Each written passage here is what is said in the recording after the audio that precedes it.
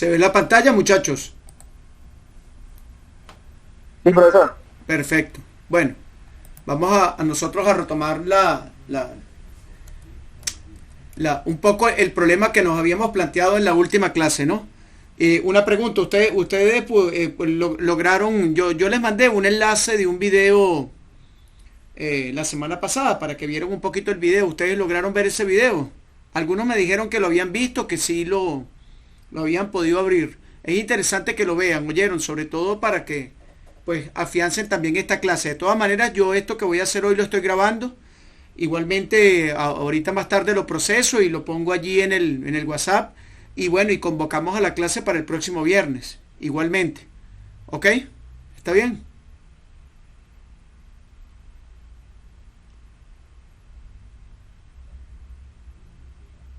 ¿Me escuchan, muchachos?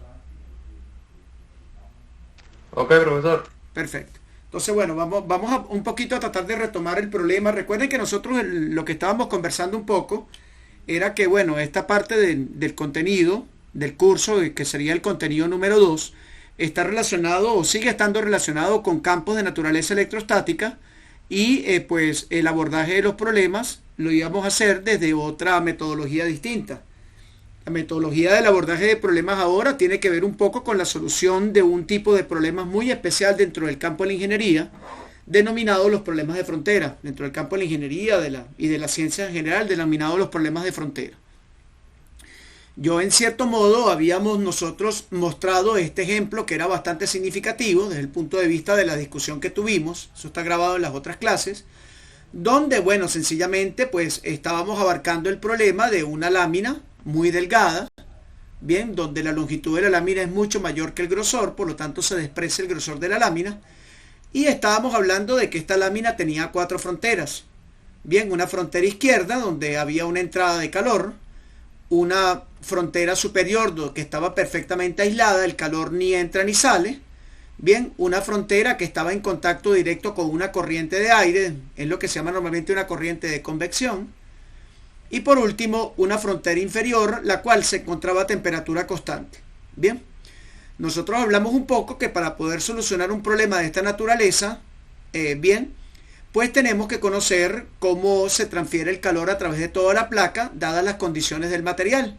Se supone que el material es un material uniforme, un material isotrópico, eso significa que los parámetros físicos que describen el material son constantes, no cambian.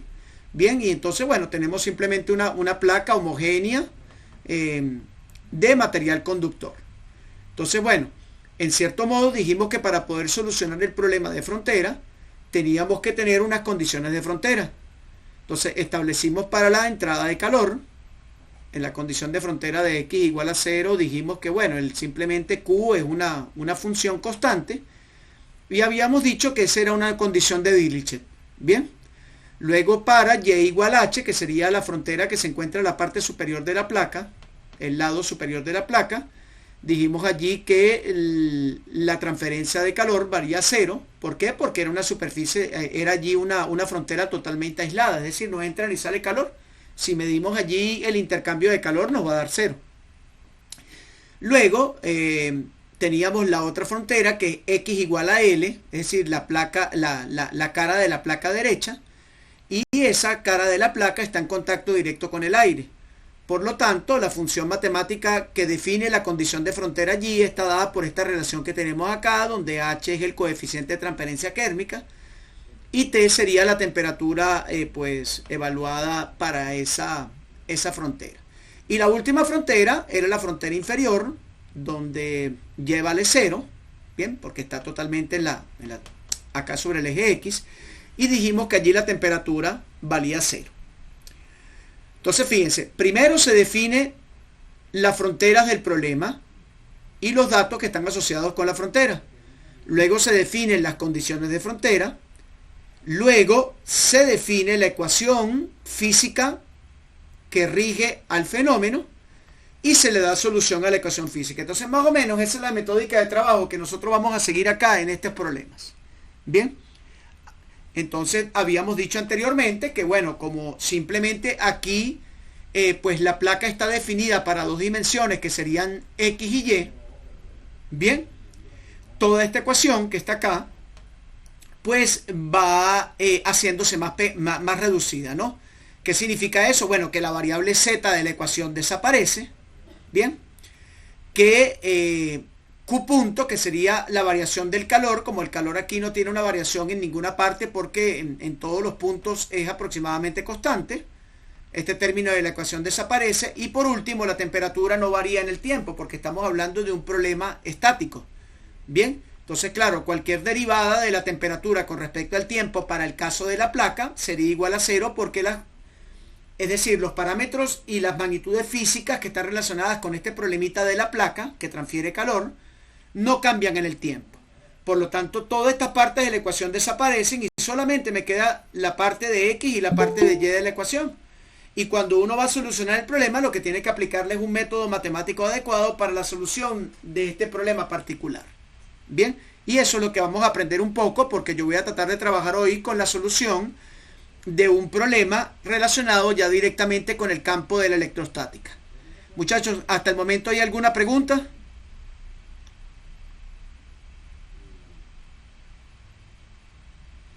A los que están conectados, ¿hay alguna pregunta? En mi caso no, profesor. Perfecto. Bueno, recuerden ustedes que si alguien quiere entrar a la sesión, me avisan para yo salirme de la pantalla, porque solamente estoy trabajando con una sola pantalla, porque no tengo disposición de otra.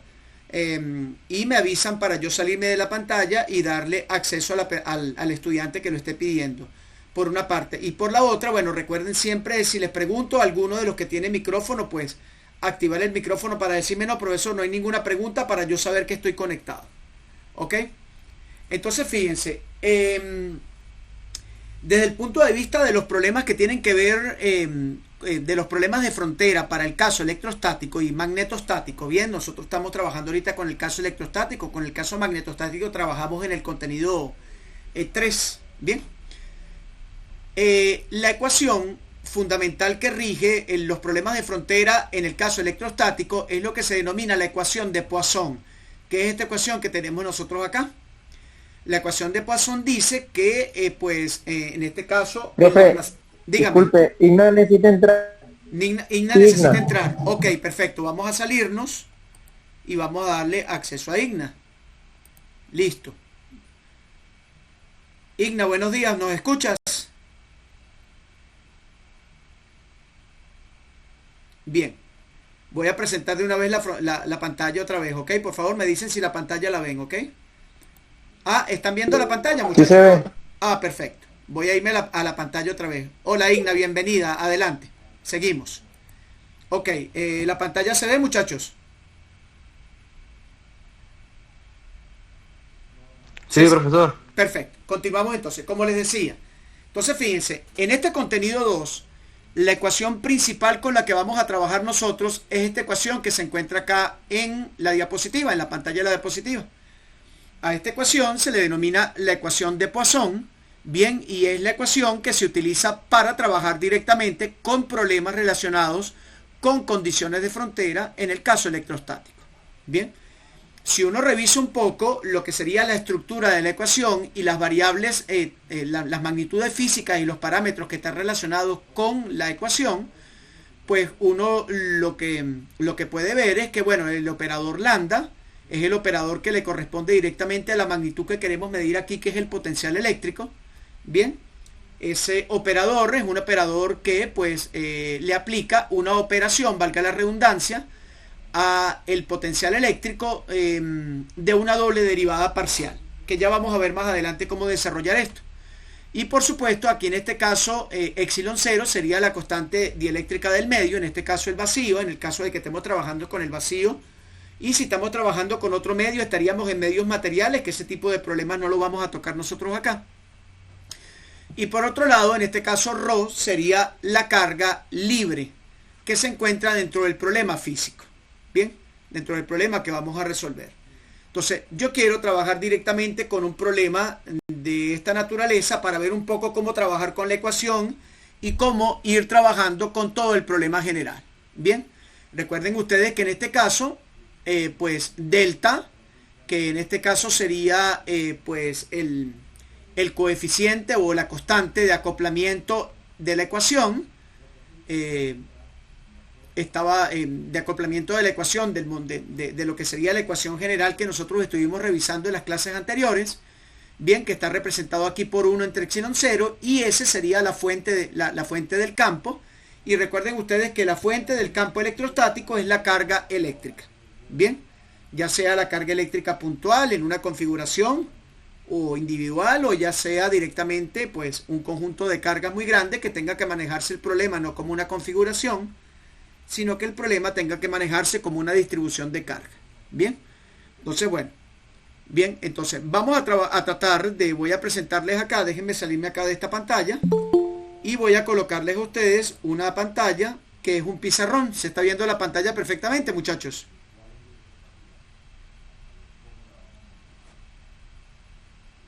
¿Se ve la pantalla, muchachos? Sí, profe. Dígame. Sí, sí se ve la pantalla. Perfecto. Fíjense que la pantalla, bueno, Sí se ve, simplemente es profe. un pizarrón. Entonces, bueno, vamos a tratar nosotros de establecer este problema o este ejemplo. Bien, entonces vamos a colocar acá ejemplo 1. Ok, y vamos a escribir un poco el ejemplo. Ok. Entonces, fíjense, el ejemplo se va a tratar de lo siguiente. Bien, se dispone de un sistema. Vamos un momentico acá a aumentar un poco acá. Bien, entonces se dispone de un sistema. Profesor, disculpa, hay otro alumno que está pidiendo unirse. Hay otro estudiante que está pidiendo unirse. Excelente, vamos a hacerlo. Entonces, ok, perfecto. Listo, ya está Roberto. Buenos días, Roberto. Bien, entonces continuamos nosotros, ¿no? ¿Se ve la pantalla, muchachos?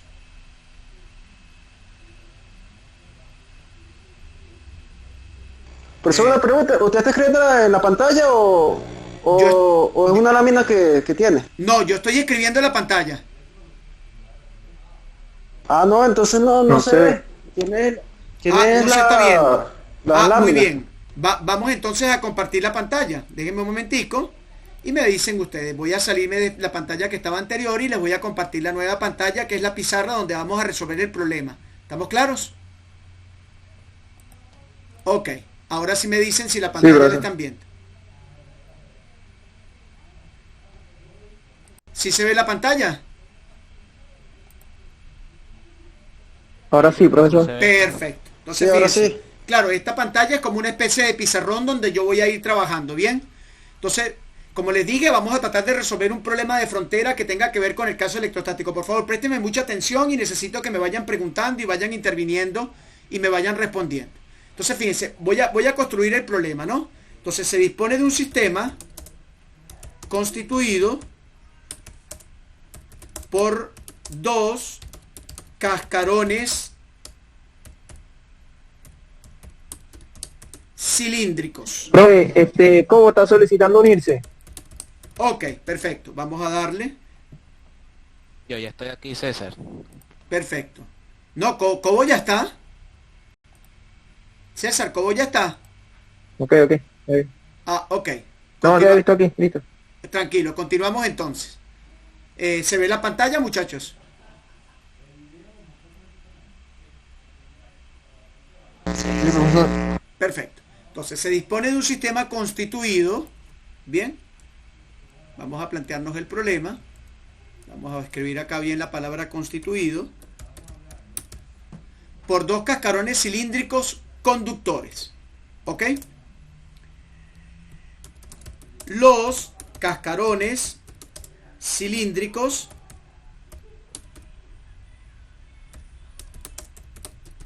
poseen radios A y B. ¿Ok? Poseen radios A y B. Entonces dejamos el radio A para el cascarón interno y el radio B para el cascarón externo. ¿Ok? Entonces dice lo siguiente. El cascarón interno se encuentra a potencial 0.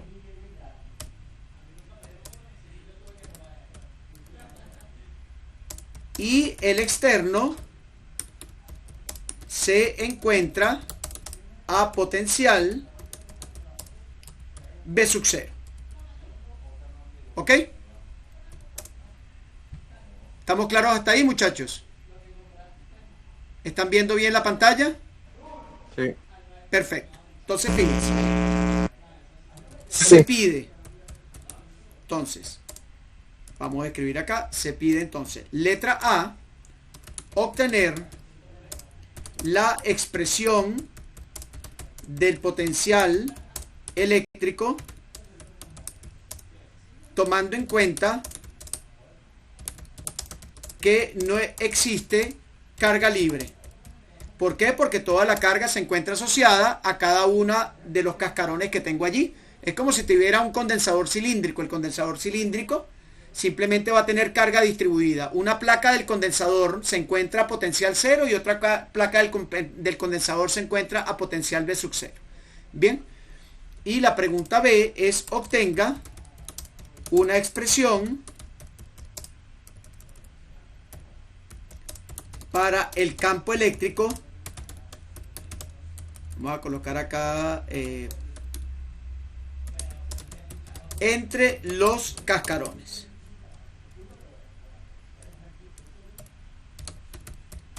Bien, perfecto. Entonces, vamos a leer el problema. Dice, se dispone de un sistema, aquí me faltó un sistema, constituido por dos cascarones cilíndricos conductores. Los cascarones cilíndricos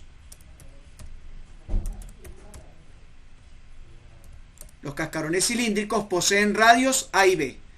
El cascarón interno se encuentra a potencial 0 y el externo se encuentra a potencial B sub 0. Se pide obtener la expresión del potencial eléctrico para el sistema tomando en cuenta que no existe carga libre. Bien. Y la segunda pregunta dice, obtenga una expresión para el campo eléctrico entre los cascarones. Entonces, fíjense, este es un problema clásico de frontera. ¿Por qué es un problema clásico de frontera? Porque simplemente me están diciendo o me están definiendo cómo son las condiciones a las cuales se encuentran las fronteras que conforman el sistema físico. Entonces, vamos a tratar de dibujar aquí. Entonces, vamos a tratar de dibujar acá. Vamos a colocar acá. Simplemente hacemos otro cuadrito. Entonces, aquí vamos a colocar la representación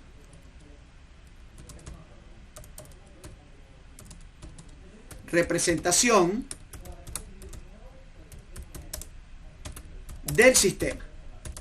¿Ok? Vamos a ir paso por paso resolviendo el problema. Muy bien. Vamos a colocar acá entonces la representación del sistema. Entonces, vamos a dibujar el sistema aproximadamente. Fíjense ustedes.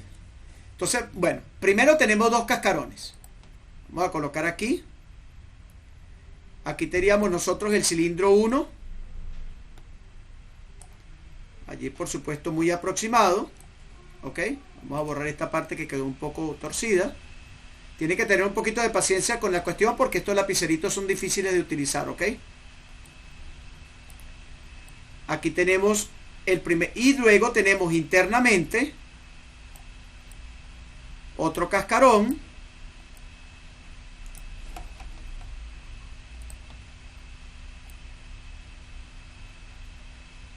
Tenemos internamente otro cascarón.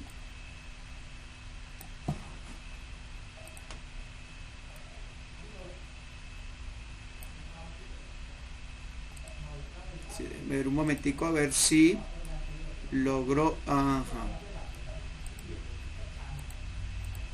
Perfecto.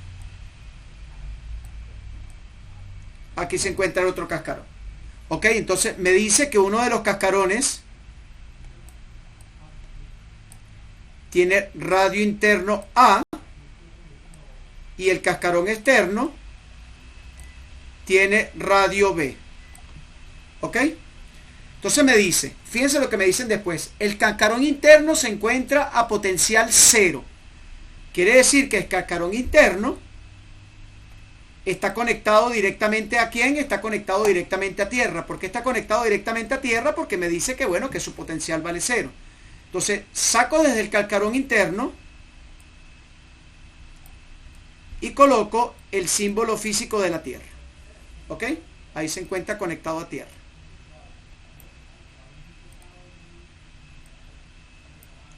Luego me dice que el otro cascarón se encuentra conectado a un potencial V sub 0. Entonces simplemente sacamos de acá una fuente de potencial V sub 0 y este cascarón externo está conectado a esa fuente de potencial. ¿Se entiende el problema, muchachos? Hasta ahí, el dibujo.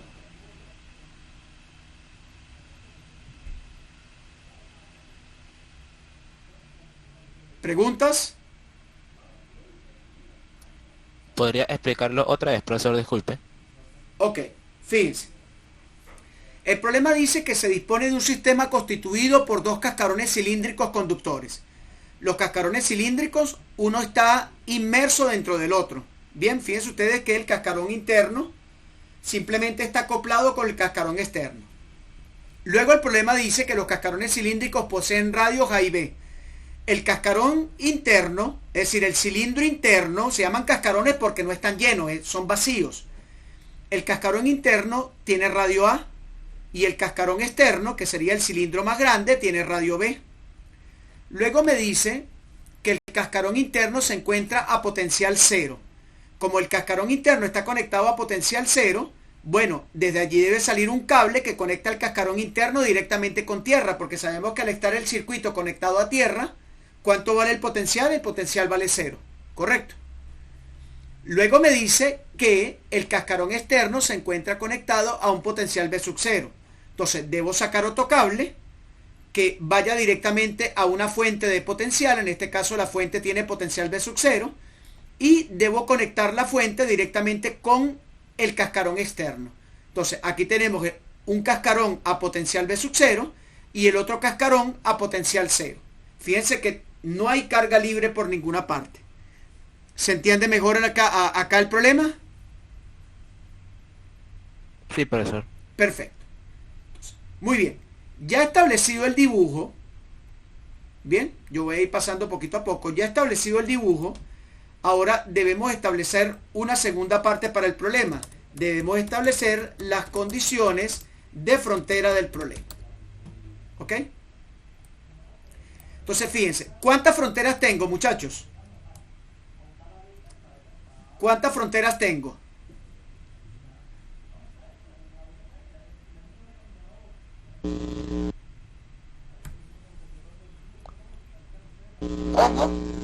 Tengo dos fronteras, ¿verdad? ¿Cuáles son las dos fronteras? La primera frontera sería la cáscara cilíndrica del cascarón interno, ¿correcto?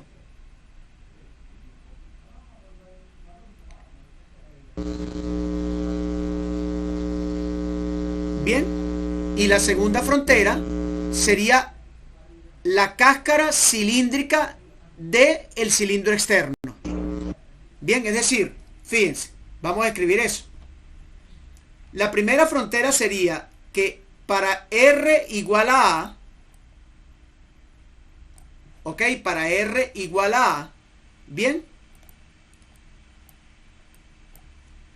el potencial eléctrico evaluado en R igual a A, ¿cuánto vale, muchachos?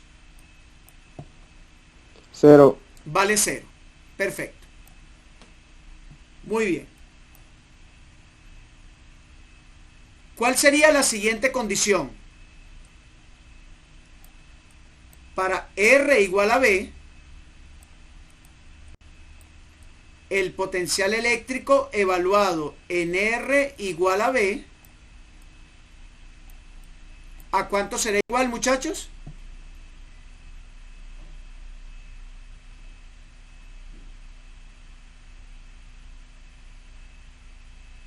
R igual a B igual a la distancia en radio del centro a la parte de afuera. No, cuidado, cuidado. Para R igual a B, es decir, lo que les estoy preguntando es, para la frontera R igual a B, que sería la frontera del cilindro externo, ¿cuánto vale el potencial?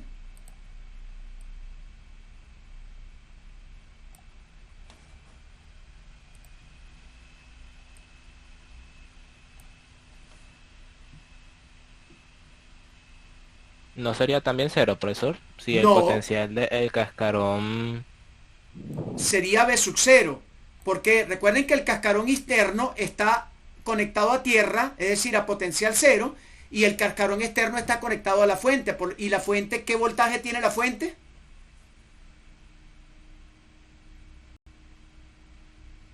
sub cero. B sub cero. ¿Ok? Por favor, ¿se entiende claramente eso para pasar a la próxima página? Sí, profesor. Sí. Perfecto. Ok. Entonces, fíjense. Fíjense que este problema es muy parecido al problema de la placa que conducía a calor.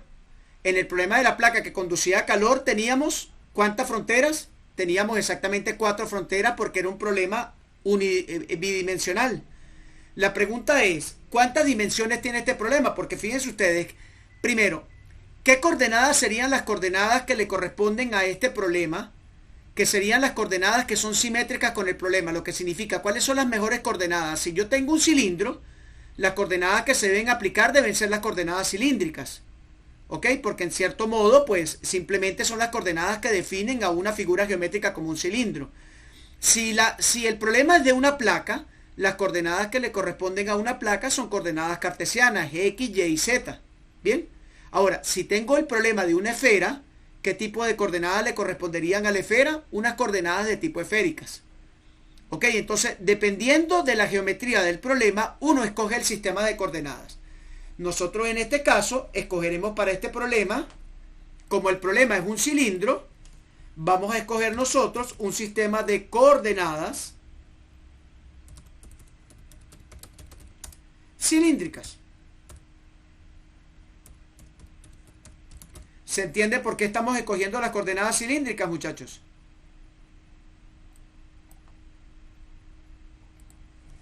¿Se entiende? Sí, sí, se entiende dependiendo del problema, ¿no? Que Claro, lo por pida, ¿no? supuesto, dependiendo del problema. Ajá, ¿y se acuerdan ustedes cuáles son las variables de las coordenadas cilíndricas? Eso es matemáticas 2, matemáticas 3. Sería la coordenada que corresponde al radio, que sería ρ. Es más, yo no la voy a colocar como ρ, la voy a colocar como r. Para que ustedes no se vayan a confundir, ¿ok? Vamos a colocarla acá como r. Claro, para que no se confundan con el r de la carga. Serían la coordenada r, la coordenada phi, que sería la coordenada del ángulo en coordenadas cilíndricas, ¿correcto? Vamos a colocar aquí la coordenada del ángulo, que sería en este caso phi, y la otra coordenada sería la coordenada z. Estas son las coordenadas cilíndricas, ¿cierto o falso, muchachos?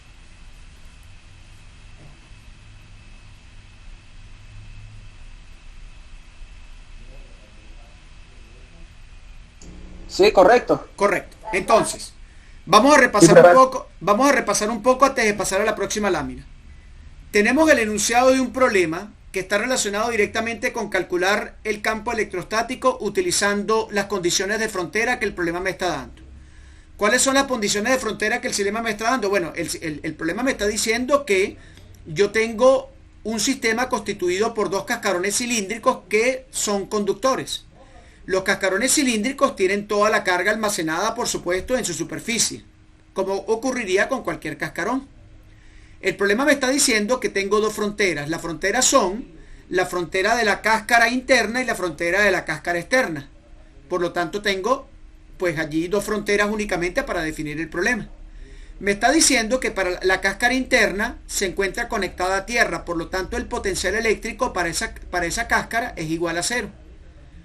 Y luego me está diciendo que para la cáscara externa o para el cascarón externo, este se encuentra conectado a un potencial B sub 0. Allí ya me están dando las condiciones de frontera.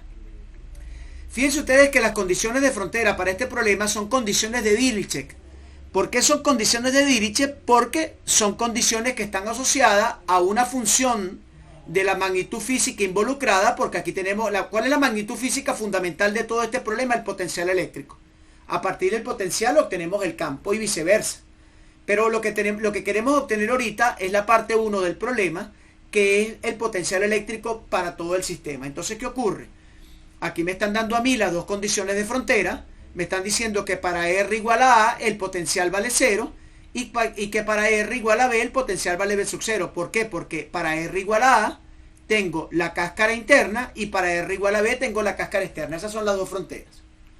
Debido a que la geometría del problema es una geometría de tipo cilíndrica, las coordenadas que se deben escoger para solucionar el problema son cilíndricas. Entonces, repasemos eso.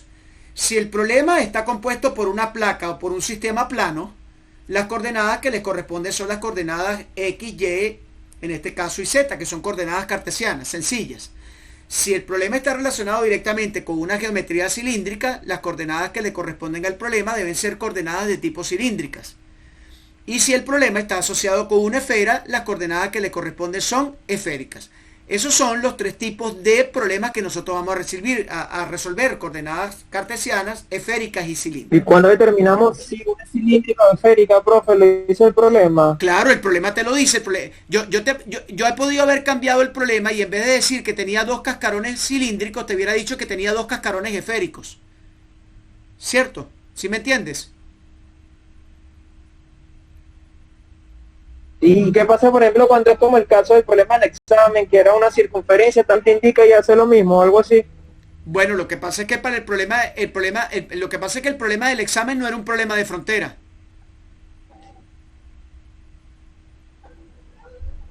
Ok. Ok, el problema del examen no era, primero porque el problema del examen tenías un disco individual. Y un disco individual no me establece un sistema. Un disco individual simplemente es un objeto físico. Entonces, allí tenías que aplicar la integral de campo para hallar precisamente cuánto valía el campo eléctrico y el potencial del disco. Aquí no.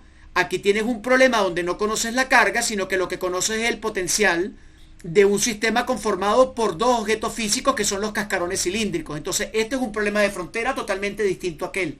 ¿Sí te queda claro eso? ¿Le queda claro a todos?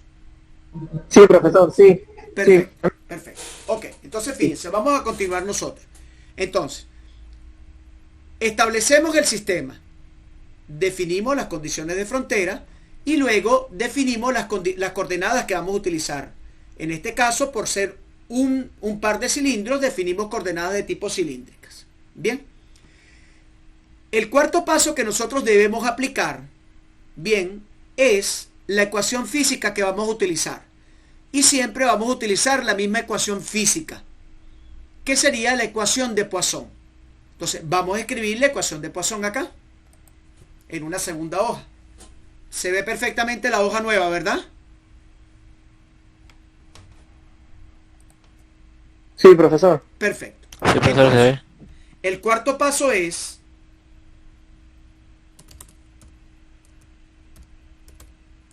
¿cuál ecuación se debe usar? ¿Ok? Entonces, para todos los problemas de electrostática que nosotros vamos a resolver, bien, la ecuación a utilizar simplemente va a ser la ecuación de Poisson.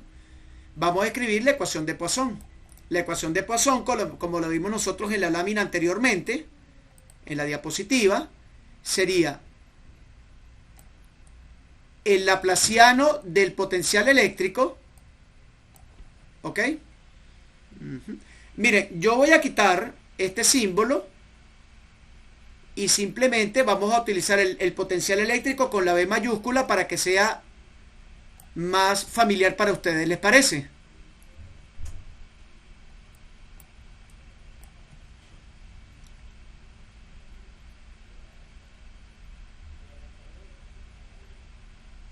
¿Me escucharon, muchachos?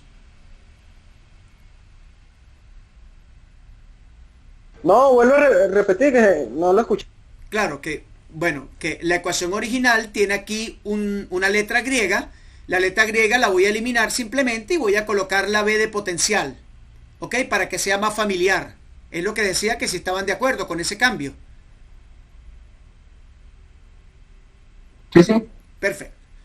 Igual a ρ, que sería la carga libre entre epsilon 0. ¿Ok? Esta es la famosa, vamos a escribirlo acá, ecuación de Poisson. Y es la ecuación que vamos a utilizar siempre para todos los problemas que ocurre, que bueno, la ecuación va a ir cambiando poco a poco. Entonces fíjense, ¿qué coordenada fue las que nosotros elegimos para el problema?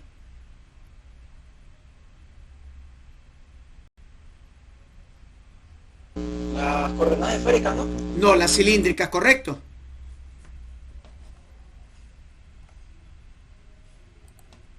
Las cilíndricas porque eran un par de cilindros, ¿cierto?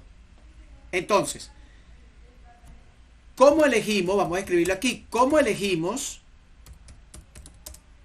las coordenadas cilíndricas? Debemos escribir a la ecuación en esas coordenadas. ¿Ok? ¿Se entiende claramente eso, muchachos? Es decir, como nosotros elegimos las coordenadas cilíndricas, debemos escribir a la ecuación en esas coordenadas. La escritura de la ecuación en coordenadas cartesianas, esféricas y cilíndricas la encuentran ustedes en cualquier libro, incluso en las tablas que yo les envío a ustedes. Bien, en las tablas que están colocadas en el Drive. Entonces, vamos a tratar de escribir esta ecuación en coordenadas cilíndricas. La ecuación en coordenadas cilíndricas, eso no tienen por qué aprendérselo de memoria. Eso simplemente ustedes lo buscan en una tabla. Incluso yo en este momento lo estoy viendo directamente de unos apuntes que tengo aquí. Entonces, para escribir el laplaciano en coordenadas cilíndricas, uno debe pues simplemente utilizar las tablas y vamos a escribir el laplaciano en coordenadas cilíndricas. El laplaciano en coordenadas cilíndricas está definido de la siguiente manera. 1 entre r, bien, recuerden que esta es la r del radio, 1 entre r por la derivada parcial con respecto a la variable r, que sería la variable del radio, de el radio por la derivada del potencial con respecto a r. Recuerden que esto no tienen que aprendérselo de memoria, simplemente lo escriben de sus apuntes. Bien, luego tenemos la segunda variable, que en este caso sería 1 entre r cuadrado. Como les dije, esto es una fórmula y lo tienen que tomar así. La segunda derivada del potencial con respecto a la variable phi, que sería la variable del ángulo de las coordenadas cilíndricas. Y por último, el último término de la ecuación, déjenme un momentico borrar acá porque el símbolo más quedó raro. La última variable de la ecuación, que sería en este caso la que corresponde a la coordenada z, que sería la segunda derivada, la segunda derivada parcial del potencial con respecto a z. Y toda esta ecuación es igual a ρ entre epsilon 0. Entonces fíjense, hemos escrito la ecuación de Poisson, que es la ecuación que debo utilizar para solucionar el problema, en coordenadas cilíndricas. ¿Por qué la escribimos en coordenadas cilíndricas? Porque son las coordenadas que están asociadas con el problema. ¿Qué problema? Con el problema de los cascarones cilíndricos. Si el problema hubiesen sido cascarones esféricos, utilizo las coordenadas esféricas, y si el problema hubiese sido una placa plana o un cubo, utilizo coordenadas cartesianas. ¿Se entiende claramente eso, muchachos? Recuerden que esta ecuación que acabo de escribir aquí simplemente es una fórmula.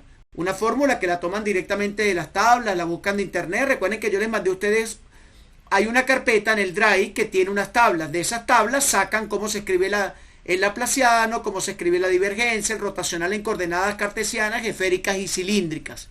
Bien, les queda esa tarea de revisar. Yo simplemente les estoy escribiendo acá la fórmula, que la estoy tomando de un cuaderno de apuntes que la tengo acá. ¿Estamos de acuerdo con eso, muchachos? ¿Estamos claros? Sí, profesor. Perfecto. ¿Hay alguna pregunta por ahí en el chat? No, profesor, no hay ninguna pregunta Ok, en el chat. perfecto. Entonces, fíjense ustedes. La pregunta es ahora, ¿de qué coordenadas de qué coordenada depende directamente el problema. Bien, fíjense, el problema, voy a echar la lámina hacia atrás otra vez. Nosotros dijimos que en este caso las fronteras las fronteras estaban definidas ¿para quién? Para los radios. ¿Para qué radios? Para el radio del cascarón externo y para el radio del cascarón externo. Por lo tanto, escúcheme bien esto. La coordenada que define a las fronteras es la coordenada que se va a utilizar para llevar a cabo la solución del problema. ¿Qué significa eso? Que si me voy a la próxima lámina, bien, el problema solo depende de la coordenada de la frontera. ¿Quién es la coordenada de la frontera? La coordenada R nada más. Por lo tanto, ¿qué ocurre? Que la coordenada relacionada con el ángulo y la coordenada relacionada con el eje Z, ¿qué pasa? No van a intervenir dentro del problema. ¿Ok? Por lo tanto, si las coordenadas no intervienen dentro del problema, simplemente esas coordenadas desaparecen. Desaparece la coordenada que está relacionada con el ángulo y desaparece la coordenada que está relacionada con Z. ¿Y de qué única coordenada va a quedar dependiendo el problema? De la coordenada R nada más. De nuevo repito, ¿por qué el problema depende de R? Porque la frontera está definida para la coordenada R, no está definida para otra coordenada. Si el problema, por ejemplo, estuviera definido para la coordenada R y para la coordenada Z, bueno, entonces aquí la coordenada Z no desaparece, sino que también quedaría definida. Recuerden ustedes que en el campo electrostático, o para el campo electrostático tiene una condición matemática sumamente importante, que es que los campos son unidireccionales. ¿Qué significa eso? Que los campos siempre van a depender de cuántas coordenadas, de una sola coordenada. Entonces, en ese caso, este problema que está acá solo depende de la coordenada de la frontera, que es el radio. ¿Eso les queda claro, muchachos? ¿Por qué razón desaparecieron las otras dos partes de la ecuación?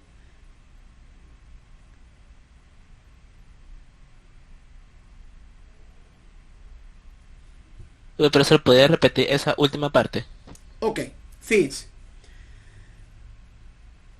Toda la ecuación completa, un momentico, quitar acá lo que había borrado. Fíjense, toda la ecuación completa está definida para 3 coordenadas. ¿Ok? Pero si yo me voy a la definición de la frontera que yo hice, ¿de cuántas coordenadas depende la frontera? Solamente depende de R. ¿Por qué? Porque la frontera está definida para R igual a A y para R igual a B. Por lo tanto, la frontera no depende ni de la coordenada Z ni de la coordenada phi. No depende de ninguna de estas dos coordenadas. Entonces, ¿qué ocurre? El problema va a depender en este caso solamente de la coordenada R. Y al depender únicamente de la coordenada R, significa que la coordenada phi y la coordenada Z no van a intervenir en el problema. Solamente la parte de la ecuación que va a quedar utilizable es la coordenada que está definida para la frontera. ¿Y cuál es la coordenada de la frontera? La coordenada R. Entonces, ¿qué ocurre? Que lo que queda de la ecuación, bien, siempre va a estar definido por la coordenada que defina la frontera. Para este problema es R.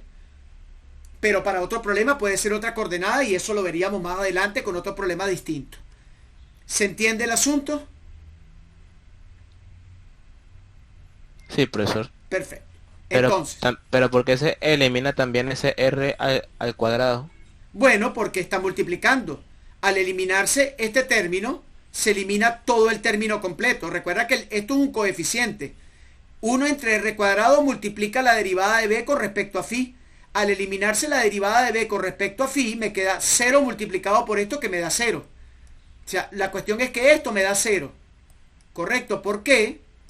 Porque nosotros, ¿qué es lo que estamos diciendo aquí? Nosotros lo que estamos diciendo es que la derivada con respecto a phi y la derivada con respecto a z no van a participar en el problema porque el problema no depende de esas coordenadas, solamente depende de la coordenada R. ¿Se entiende el asunto? Sí, profesor. ¿Ok? ¿No hay preguntas por ahí?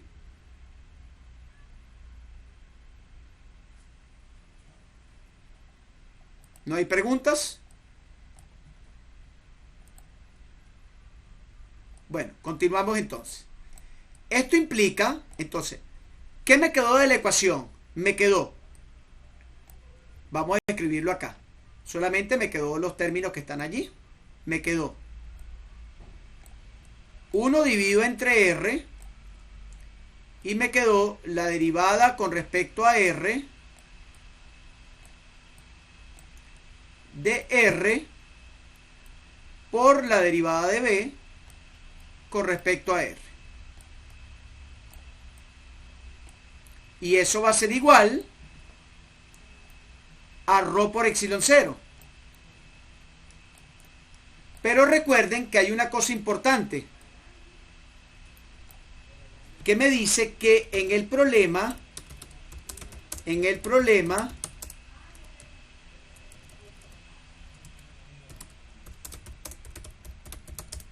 no hay carga libre. ¿Quién me está diciendo en el problema que no hay carga libre? Bueno, vamos a buscarlo. Fíjense ustedes, si yo me voy a la otra lámina, me dice obtener la expresión del potencial tomando en cuenta que no existe carga libre. Fíjate que el problema me lo dice. Cuando el problema me dice que no hay carga libre, eso significa que ¿cuánto vale ρ? ¿Cuánto valdría ρ si el problema me dice que no hay carga libre, muchachos? Es un cero. Cero. Cero. Simplemente. No hay carga libre. No hay carga. No hay carga libre. Lo único que va a haber de carga va a estar directamente en la superficie de los cascarones esféricos que tienen una carga. Y esa carga precisamente es lo que me define a mí la diferencia de potencial entre el cascarón interno y el cascarón externo. Por lo tanto, fíjense ustedes que esta ecuación quedó todavía más sencilla. La ecuación definitivamente me queda 1 entre R, vamos a colocar la flecha de esto implica, 1 entre R por la derivada con respecto a R, de R por la derivada de B con respecto a R, va a ser todo igual a ¿cuánto? A 0. Esta ecuación que está acá, que vamos a encerrar aquí como en un recuadrito, es la ecuación que vamos a utilizar nosotros para solucionar el problema. Fíjense que se parece mucho a la ecuación de la diapositiva que les mostré para la placa conductora de calor. Bien, que decía que, bueno, las derivadas de B con respecto a X y la derivada de Q con respecto a Y eran iguales a 0. Entonces, fíjense ustedes que aquí tengo un problema que está relacionado. Cuando este problema, ok, o acá, cuando la ecuación está igualada a 0, ya deja de ser una ecuación de Poisson y entonces al problema se le denomina, o a esta ecuación que está igualada a 0 se le denomina la ecuación de Laplace en coordenadas cilíndricas. Cilíndricas para una dimensión. ¿Por qué una sola dimensión? Bueno, porque lo que hay es una sola variable nada más. Ok, entonces a esta ecuación que está acá se le denomina la ecuación de Laplace. Vamos a poner esta un poquito más arriba para que se vea acá más mejor. Y a esta ecuación que está abajo se le denomina la ecuación de Laplace. Ya, un momentico que acá el cilíndricas no me tomó el acento. Cilíndricas. Ya, para acá en el segundo. Ok, para una dimensión. Entonces fíjense, cuando la ecuación está igualada a ρ se le llama la ecuación de Laplace, y cuando está igualada a 0 se le llama la ecuación de Poisson. Por lo tanto, esta que está acá sería simplemente la ecuación de Poisson, la ecuación de Laplace. Entonces lo que vamos a hacer es solucionar la ecuación de Laplace. Ustedes, hay un curso que ven que se llama transformadas de Laplace. Las transformadas de Laplace matemáticamente no tienen que ver con esto que estamos resolviendo aquí, pero ese Laplace es el mismo Laplace de esta ecuación que está acá. ¿Ok? ¿Les queda claro eso, muchachos?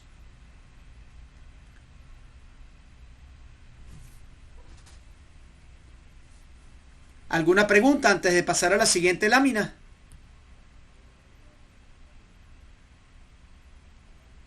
¿Alguna pregunta, muchachos? No, profesor. Ok. Vamos a continuar entonces. Recuerden que ahorita estamos empezando a trabajar con estos problemas. El día viernes nos volvemos a conectar a la hora de la clase normal para seguir resolviendo problemas también de este tipo, ¿no? Ok, entonces, Vamos a escribir aquí. Entonces, la ecuación a solucionar es la siguiente. Vamos a solucionar esta ecuación. Ok. Entonces, aquí es donde viene la ayuda que ustedes me van a dar matemáticamente. Entonces, la ecuación que vamos a solucionar es esta que está acá. 1 entre R, ¿ok? Por la derivada con respecto a R, la derivada parcial, de R por la derivada del potencial con respecto a R. Igual a 0. Ok. ¿Qué vamos a hacer ahora? Bueno, vamos a solucionar la ecuación. Vamos a aplicar aquí matemática. Préstenme mucha atención. Para solucionar esta ecuación, nosotros vamos a hacer un doble proceso de integración. ¿Ok? Vamos a hacer el primer proceso. Entonces, voy a escribir aquí. Integramos una vez. Ok. Bien.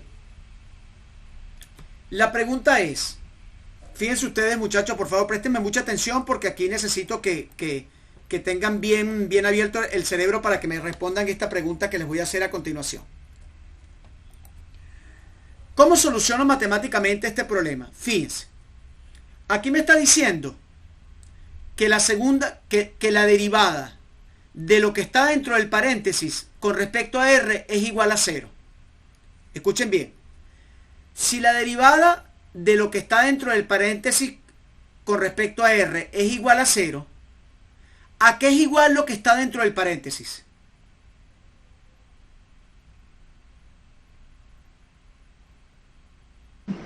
Se me había ido el internet, profesor. ¿Qué dice? Se me había ido el internet. Ah, ok, perfecto. Como les digo, matemáticamente estamos solucionando la ecuación. ¿Ok? La pregunta es, si la derivada de lo que está en el paréntesis con respecto a R es igual a 0, ¿a qué es igual lo que está dentro del paréntesis?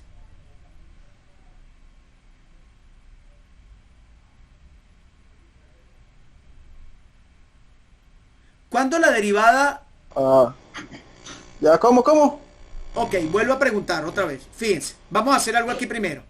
Esta R que está haciendo acá, ¿está multiplicando o está dividiendo? Dividiendo. Dividiendo. Pasaría del otro lado multiplicando, ¿verdad? Vamos a escribir eso. Fíjense.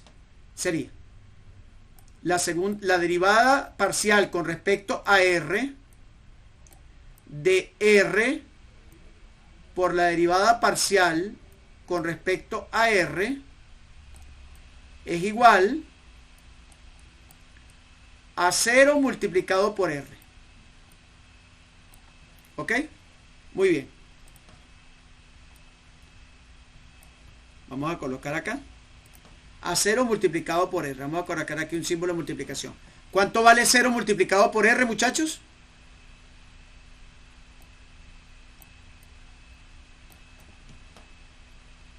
Eso es 0. 0. Ok. Vamos a volver a escribir la ecuación. Entonces, fíjense. Como la ecuación depende de una sola variable que es R, vamos a escribirla con derivadas normales. Es decir, la derivada con respecto a R de R, porque esas derivadas parciales meten miedo. ¿Ok? Con respecto a R es igual a 0. Ok. ¿Cómo resolvemos esta ecuación, muchachos? Fíjense, présteme atención. De nuevo les vuelvo a hacer la pregunta. Fíjense, ¿qué me está diciendo? Cuando yo hago la lectura de esta ecuación, ¿qué me está diciendo? Me está diciendo que la derivada con respecto a R de lo que está dentro del paréntesis es igual a 0. Si la derivada de algo con respecto a una variable es igual a 0, ok, ¿qué significa eso? ¿A qué es igual ese algo?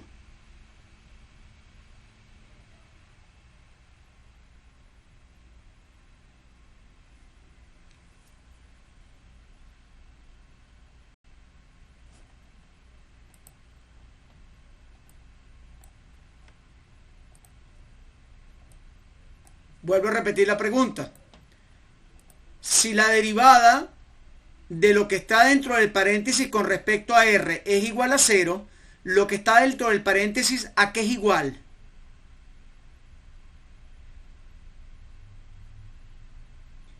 ¿Qué condición debe tener? ¿Qué condición debe tener una función matemática para su derivada ser 0, muchachos?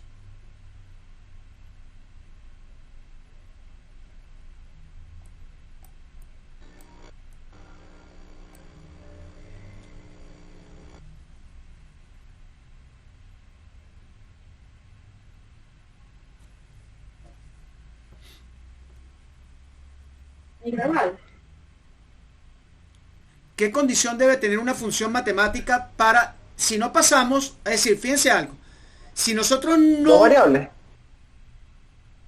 Es que ser, la derivada de todo número real es cero.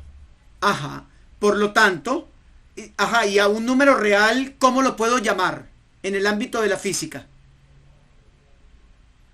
Si yo te digo Puede a ser ti, X. fíjate, si yo te digo a ti, la velocidad de un automóvil es 3 kilómetros por hora, ¿cómo es esa velocidad? ¿Constante o variable? Sería constante. Constante. Por lo tanto, No, ¿y cuánto valdría la derivada de una velocidad que es constante?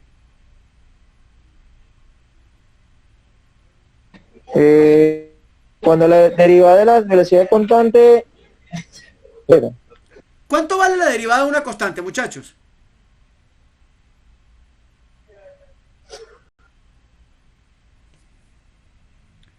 la derivada constante cero, ¿Cómo? se me pasa. Voy. Ya va, ya va. Un momentico, muchachos, un momentico, porque nosotros, es decir, La derivada, la derivada de una constante es cero. la derivada de una constante es cero. No. Por lo tanto, vuelvo a hacerle la pregunta de nuevo. ¿Qué estoy diciendo? Si la ecuación me está diciendo que la derivada con respecto a r de lo que está dentro del paréntesis es igual a cero, ¿a qué debe ser igual lo que está dentro del paréntesis?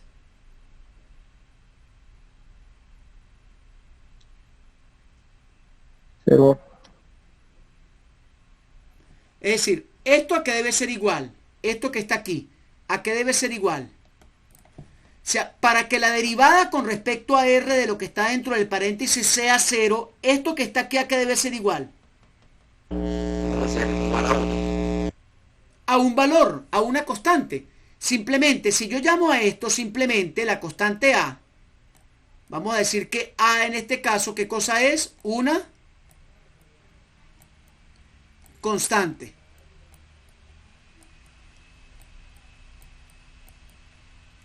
Fíjense, cuando yo estoy integrando, para que la derivada de lo que está dentro del paréntesis con respecto a r sea igual a cero, lo que está dentro del paréntesis debe ser una constante, muchachos, simplemente. Entonces, ¿qué significa eso? Lo que significa eso es que lo que está dentro del paréntesis, que sería r por la derivada de b con respecto a r, ¿a qué debe ser igual? Debe ser igual a a. ¿Dónde qué cosa es a? Una constante. Una constante. Así se resuelve la ecuación de sencillo, muchachos. Claro, porque ¿qué ocurre? Si la derivada externa de lo que está dentro del paréntesis es cero, lo único que puede significar eso es que lo que está dentro del paréntesis es una constante a. ¿Yo conozco la constante? No, no conozco la constante, pero yo puedo calcular la constante, que es lo que les voy a enseñar a hacer. Entonces, ¿qué ocurre? Que ahora lo que me queda es resolver esta ecuación que está acá. Y la pregunta es, ¿cómo se resuelve esa ecuación que está allí? Vamos a escribir la ecuación en la próxima diapositiva. Fíjense. Nos había quedado entonces que R es igual, disculpen, que R multiplicado por la derivada del potencial con respecto a R debe ser igual ¿a quién? A una constante. Muy bien. ¿Cómo resuelve una ecuación diferencial así como esta, muchachos?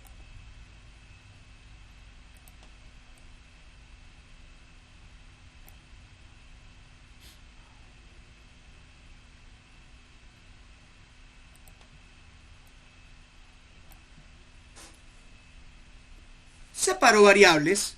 Separo variables, simplemente. ¿Qué está haciendo la R? ¿Está multiplicando o está dividiendo? Está multiplicando, Pasaría dividiendo. dividiendo. ¿Y qué está haciendo el DR? Dividiendo con...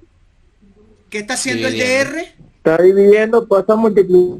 Multiplicando. Entonces, ¿qué nos quedaría? Nos quedaría así.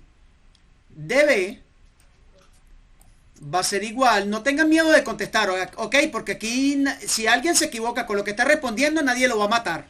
Aquí estamos precisamente equivocándonos para poder aprender, ¿ok? Y esto es ensayo y error. Entonces, dijimos que la R pasaba dividiendo. Multiplicando. No, la R pasa dividiendo porque está multiplicando, ¿cierto? Y el DR, Sí, y la de R pasa a multiplicar. y el DR pasa Pasa a multiplicando. multiplicar. Ajá. ¿Qué hago ahora? Y ahí no se aplica una integral o algo así. Claro, ahora agarro de este lado, integro de este lado, Y integro del de otro lado este. también. Claro, y del otro lado también. Y me queda B por R a la... No, pero vamos con calma, vamos con calma. Entre- Dejemos el apuro. Recuerden que estas son integrales indefinidas, correcto. Por lo tanto, se resuelve la integral y se le agrega una constante de integración. ¿Cierto o falso, muchachos?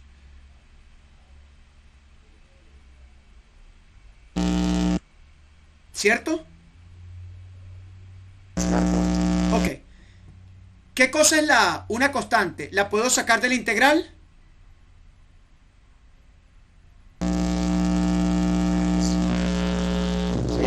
Sí, me queda la A. Y a me mitad. queda? Sería que la A. Claro, la A es una constante y me queda la integral de dr sobre r. Ajá. ¿Y la integral de dr sobre r qué integral es, muchachos?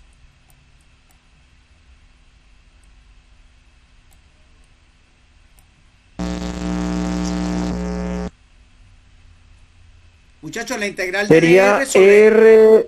Sería... el logaritmo se puede sacar de dos neperiano maneras. Por logaritmo neperiano. R. de r más una constante b. Ya. ¿De dónde saqué la Sí, constante más b? C.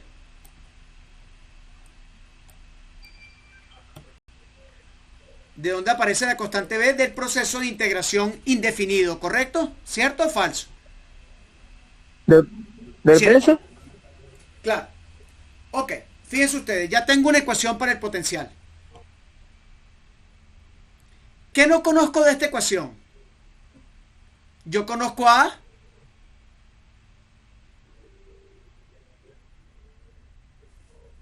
Conozco a A, muchachos. Sabemos que A es la constante de la Ajá, ecuación. es una constante, pero yo no sé cuánto vale, ¿verdad? Ni tampoco conozco a B. Cierto. Por lo tanto, ahora tenemos que hallar A y B. ¿Cómo hallamos A y B? Bueno, para eso nos están dando las condiciones de frontera. Entonces, présteme mucha atención. Vamos a recapitular hasta aquí el problema. Ay, no joda. Claro, vamos a recapitular el problema. Entonces, primero, el problema es un problema de frontera donde se está planteando dos cascarones cilíndricos que se encuentran a potenciales distintos en la frontera. Un cascarón está conectado a tierra, por eso el potencial es 0, y otro cascarón está conectado a un cierto voltaje de potencial V sub 0. Las coordenadas que vamos a escoger nosotros para resolver este problema son cilíndricas porque la geometría son dos cilindros. Simple, hasta ahí. Las condiciones de frontera se leen fácilmente en el problema. Para R igual a A, que sería la cáscara interna, el potencial vale 0 porque está conectado a tierra. Y para R igual a B, que es el potencial que está conectado a la fuente, el potencial vale V sub 0 porque está conectado a una fuente. Luego de definir el dibujo del sistema, las coordenadas con que vamos a trabajar y la condición de frontera, escribimos la ecuación. ¿Qué ecuación debemos utilizar siempre? La ecuación de Poisson. Como las coordenadas que estamos eligiendo son cilíndricas porque el problema tiene una geometría cilíndrica, tomamos las tablas matemáticas y escribimos la ecuación de Poisson en coordenadas cilíndricas. Como el problema solamente depende de R, porque las coordenadas las condiciones de frontera me están diciendo que solamente las fronteras están definidas en R, las otras coordenadas de la ecuación desaparecen, que son phi y z. Después de eso, el problema también me está diciendo en su enunciado que no hay carga libre. Y cuando no hay carga libre, simplemente ρ vale 0. ¿Por qué? Porque ρ significa la carga libre. Si no hay carga libre, ρ vale 0 y se acabó el problema. Por lo tanto, como la ecuación diferencial me quedó igualada a 0, ya no se llama la ecuación del Poisson, sino que se llama la ecuación de Laplace, y está escrita en coordenadas cilíndricas. Simplemente eso. Este sería el cuarto paso del problema. El quinto paso del problema es solucionar la ecuación. Primero, bueno, tenemos entonces que establecer la ecuación. Como la ecuación depende solamente de la coordenada R, ya no utilizamos derivadas parciales, sino que utilizamos derivadas simples. ¿Para qué? Para poder realizar el proceso de integración. El primer proceso de integración me está diciendo que ¿cuánto vale lo que está dentro del paréntesis para que su derivada sea 0? Bueno, yo sé muy bien que la derivada de toda constante es 0. Y si me está diciendo que la derivada de lo que está dentro del paréntesis vale 0, significa que lo que está dentro del paréntesis es igual a una constante. Por lo tanto, a la constante le llamo A. Yo la puedo haber llamado X, K, Y, Z, el nombre que ustedes le hubieran dado. Yo utilizo la letra más sencilla de todas del alfabeto en español, que es la letra A mayúscula. Y esa es la primera constante. Yo la estoy colocando arbitrariamente, pero yo no conozco esa constante. Entonces el problema debe darme alguna manera para yo poder solucionar y conseguir cuánto vale esa constante. Entonces la primera integración me arroja a esta ecuación diferencial que está acá, que es una ecuación diferencial de variables separables.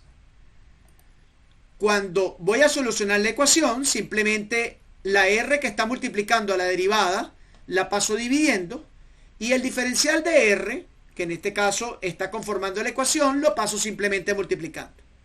Entonces, al tener de un lado un diferencial y del otro lado otro diferencial, lo que hago es que integro de ambos lados.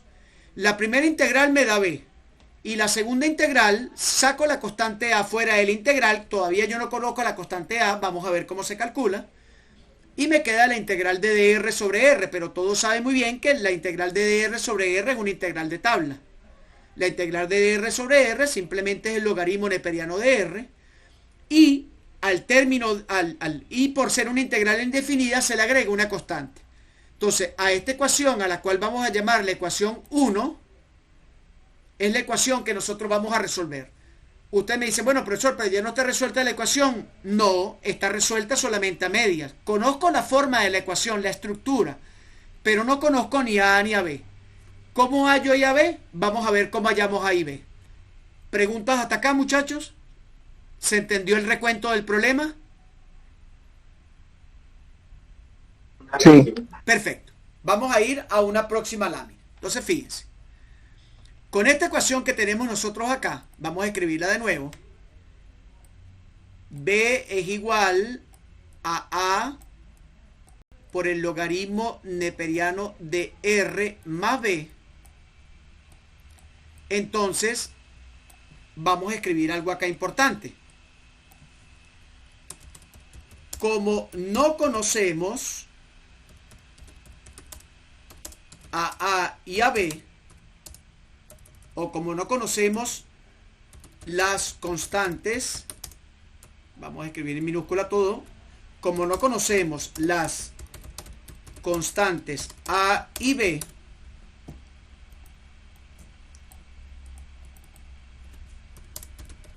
debemos obtenerlas a través de las condiciones de frontera.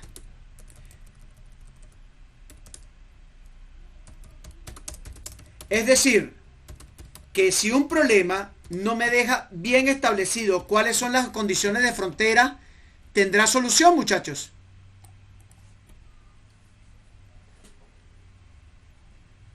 Si en un problema de frontera no se conocen las condiciones de frontera, ¿el problema tendrá solución?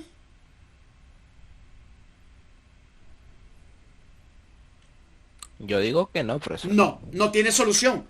Si un problema de frontera no tiene establecidas las condiciones de frontera, simplemente el problema no tiene solución. ¿Cómo conocer las constantes a partir de las condiciones de frontera? Présteme mucha atención.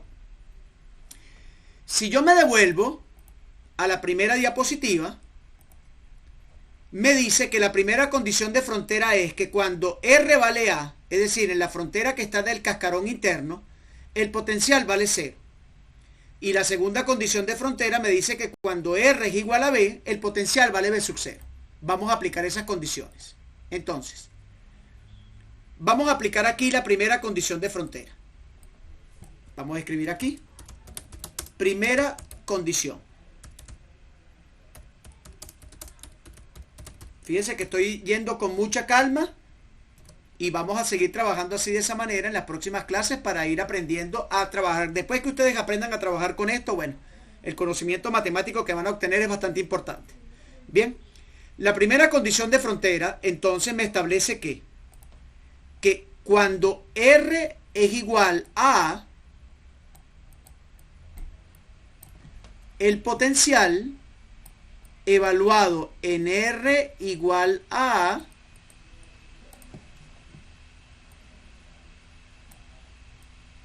es igual a 0. ¿Qué voy a hacer? Voy a sustituir estos valores en la ecuación. Recuerden que esta ecuación la llamamos nosotros 1. Ok, entonces escribo, sustituyo la condición de frontera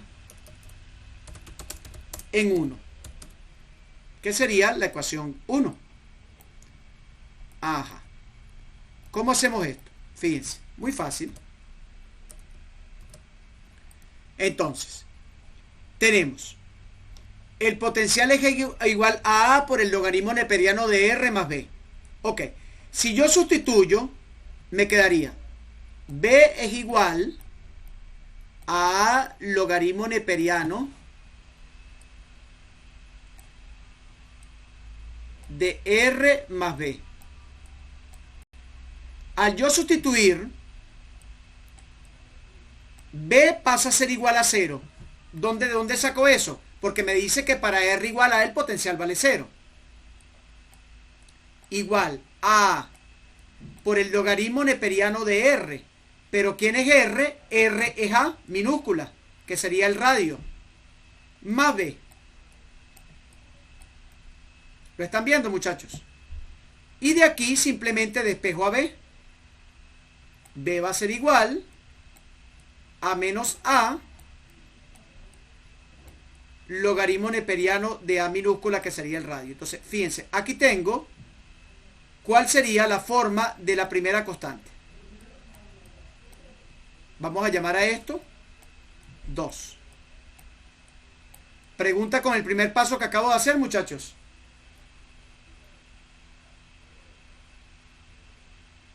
Pregunta, muchachos.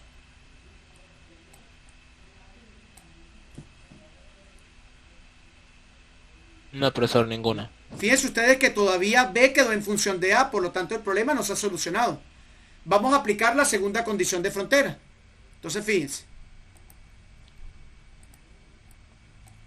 Aplicamos la segunda condición de frontera. Aplicamos la segunda condición de frontera. Entonces, la segunda condición de frontera me dice entonces que para R igual a B, el potencial de R igual a B vale B sub 0. Entonces, aplico de nuevo.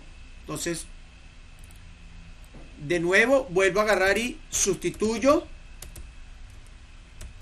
en 1. Ok, fíjense ustedes, vamos a sustituir en 1. Entonces, si yo sustituyo en 1, me quedaría entonces lo siguiente. Vamos a escribir la ecuación. B igual a logaritmo neperiano de R más B Fíjense ustedes que vuelvo a repetir lo mismo, solo cambiando las variables. Entonces, ahora B vale B sub 0. ¿Por qué? Porque me lo está diciendo la condición de frontera. Entonces me quedaría A logaritmo neperiano de R. ¿Pero quién es R? R sería en este caso B, que sería el radio del cascarón externo, más B. Fíjense ustedes que simplemente sustituir las condiciones. Bien. Y pues aquí me queda como resultado una tercera ecuación que me dice que, bueno, podemos escribirla incluso. Una ecuación que me dice que A va a ser igual a B sub 0 menos B. Fíjense que estoy simplemente despejando, la B pasa para acá negativa, y el neperiano me queda dividiendo. Logaritmo neperiano de B. Ahí está el despeje. Y a esta ecuación la llamamos la ecuación 3.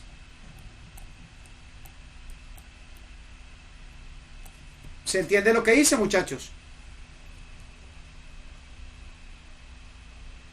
Sí, profesor, y ahora que tenemos las ecuaciones 1, 2 y 3, ¿qué se hace con ellas? Bueno, la ecuación 1, fíjate, la ecuación 1 ya no participa porque ya la ecuación nos produjo la ecuación 2 y la 3. Como la ecuación 2, fíjate tú que la ecuación 2 es una ecuación que tiene como incógnitas a B y A, y la ecuación 3 es una ecuación que tiene como incógnitas a B y A. Por lo tanto, es un sistema de dos ecuaciones con dos incógnitas que puedo resolver fácilmente, ¿correcto? Correcto. Bien, entonces vamos a escribir las ecuaciones. Entonces vamos a escribir la ecuación en la próxima lámina que escribimos entonces. La ecuación de B es igual, vamos a acordarme, B igual a menos A por el logaritmo neperiano de A. A menos A por el logaritmo neperiano de A. Y la otra ecuación sería A igual a B sub 0 menos B sobre el logaritmo neperiano de B. Entonces, A igual, dijimos a B sub 0 menos B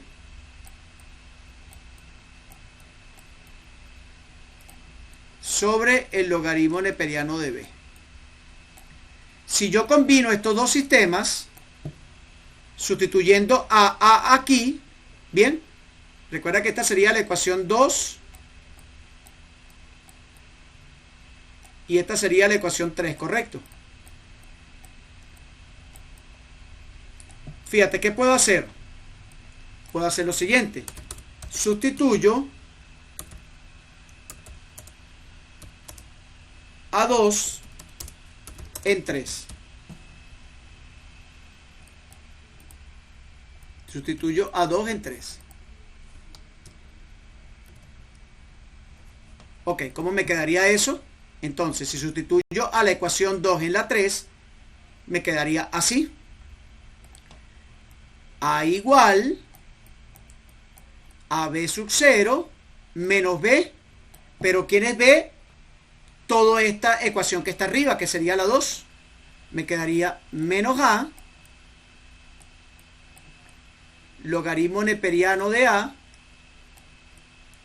sobre logaritmo neperiano de B. Finalmente, entonces, esto implica que A va a ser igual a B sub 0 más bien, A logaritmo neperiano de A sobre el logaritmo neperiano de B. Pero fíjense que todavía no hemos despejado a A, ¿verdad? Esto implica, vamos a pasar a todas las A para un lado, me quedaría A menos, esta está acá sumando, la paso del otro lado restando, A logaritmo neperiano de A igual a B sub 0 sobre logaritmo neperiano de B. Si yo saco A como factor común, me quedaría A que multiplica a 1 menos logaritmo neperiano de A igual a B sub 0 sobre el logaritmo neperiano de B. Y simplemente despejamos A. Por lo tanto, A va a ser igual acá. Bien. Bueno, vamos a hacerla en la próxima lámina. Mejor, que esta me quedó pequeña. Por favor, hasta aquí se entiende lo que he hecho, muchachos. Estoy solucionando ese par de ecuaciones con dos incógnitas, ¿ok? ¿Se entiende? Sí, profesor. Sí, profesor, se entiende. Perfecto, perfecto. Entonces, este término que está multiplicando va a pasar dividiendo.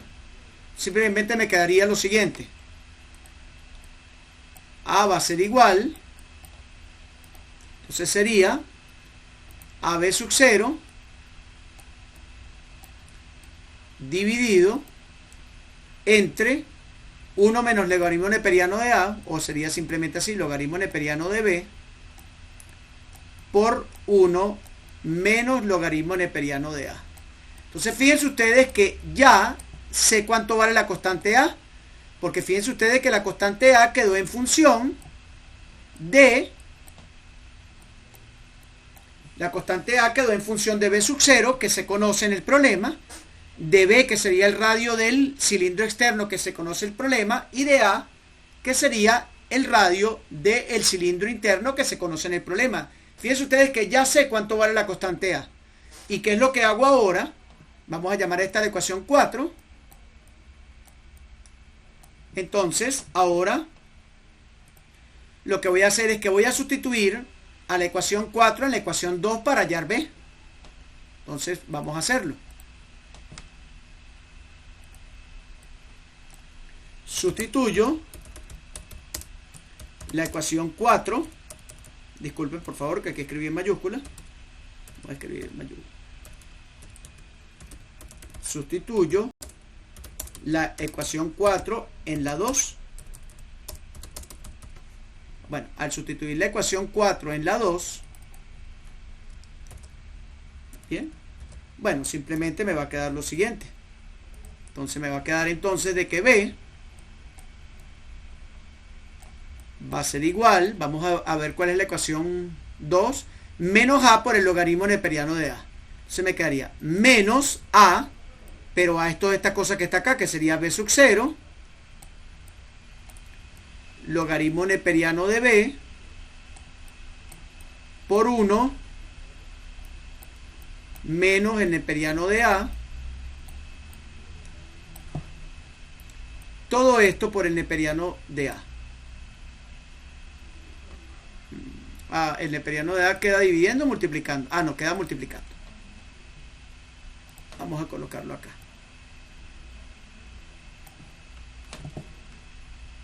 Sería el neperiano de A.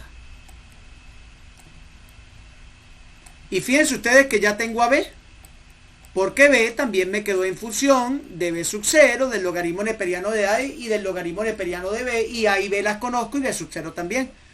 Por lo tanto, ya obtuve a las dos ecuaciones de las constantes. Es decir, cuando ya yo resuelvo el problema, las constantes deben quedarme en función de los datos que el problema me da. ¿Cuáles son los únicos datos que el problema me dio? El problema me dijo que en la frontera del cilindro externo el potencial valía B sub 0. Que en la frontera del cilindro interno el potencial valía 0. Y que no había carga libre. El problema no me dio más ningún dato. Y fíjense ustedes que en función de los datos del problema, que parecen ser muy pocos, yo acabo de resolver el problema definitivamente. ¿Qué es lo que ocurre? Que bueno, ahora tengo que escribir la ecuación definitiva. Entonces, la ecuación definitiva sería entonces sustituir